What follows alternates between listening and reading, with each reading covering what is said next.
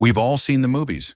A dark, dripping dungeon, a poor soul in rags, and a grumpy guard sliding a tray of moldy bread and murky water through the bars. It's a powerful image, a symbol of despair. But what was the reality? What truly found its way into the bellies of those locked away in the stone, keeps in towering castles? The answer is far more complex, shocking, and strangely revealing of the medieval world than you might think. Forget the simple narrative. The truth is a tale of two fates where your meal depended entirely on who you were and why you were there. First, let's shatter the biggest myth. The universal dungeon. Not every prisoner was thrown into an oubliette. For the vast majority of medieval captives, their prison was simply a room. If you were a nobleman, a knight, or a person of value captured for ransom, you were often held in relative comfort. You were a financial asset, a walking, talking treasure chest. Damaging that asset with starvation or rotten food was terrible business.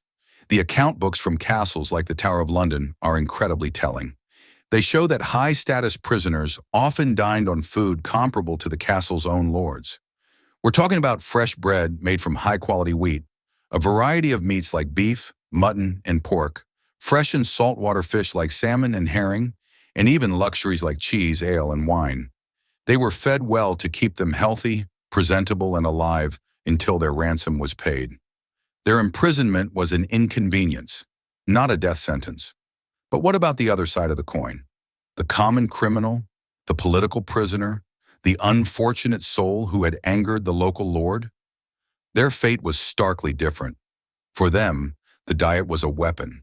The famous bread and water punishment was very real, but it was a specific form of penal discipline known as pain et eau, a punishment meant to inflict both physical and spiritual suffering, often imposed for refractory behavior within the prison itself. The bread wasn't always the dark, wholesome loaf we might imagine. It was often the lowest quality bread available, made from barley, rye, or even bran and beans. Coarse, difficult to digest, and lacking in nutrition. The water was frequently drawn from a cistern within the castle walls and could be brackish or contaminated. Yet there was a surprising element of commerce even in despair. Many medieval prisons operated on a pay-for-comfort system. If you had money or had family on the outside who could pay, you could dramatically upgrade your living conditions. Jailers were notoriously underpaid and made their real living from bribes and fees. For a price, you could have better food, clean straw for your bed, blankets, even have meals brought in from a local tavern. Records show prisoners purchasing eggs, poultry, pies, and gallons of ale to supplement their meager official rations.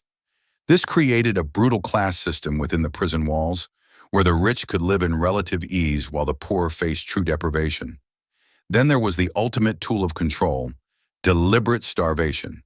This wasn't just neglect, it was a calculated strategy. A prisoner could be given just enough sustenance to keep them alive, but in a perpetual state of weakness, making escape or rebellion impossible. In some of the most infamous cases, like the political prisoners in the dungeons of Venice's Doge's palace, rations were meticulously measured to be minimal. But the most terrifying fate was to be forgotten. Some prisoners, deemed too dangerous or too insignificant, were placed on a starvation diet with the intent of slowly and quietly eliminating them. Their bodies would waste away in a dark cell, their final meals a cruel mockery of sustenance. So, what was on the menu? It was a brutal reflection of medieval society itself. A slice of white bread and a cup of wine for the knight awaiting ransom, a coarse barley loaf and a jug of cloudy water for the thief, a roasted chicken bought with a last coin for the merchant fallen from grace. The food in a medieval prison was never just food, it was a status symbol, a tool of punishment, a commodity, and a weapon. It told a story of wealth and poverty, of power and powerlessness. The next time you picture a castle dungeon, remember it wasn't just a place of uniform suffering. It was a world in miniature, where the most basic human need, food, revealed the very best and the very worst of the medieval world. If you found this dive into the hidden realities of castle life fascinating and want to uncover more secrets from the past, make sure to like this video and subscribe to the channel for your daily dose of history.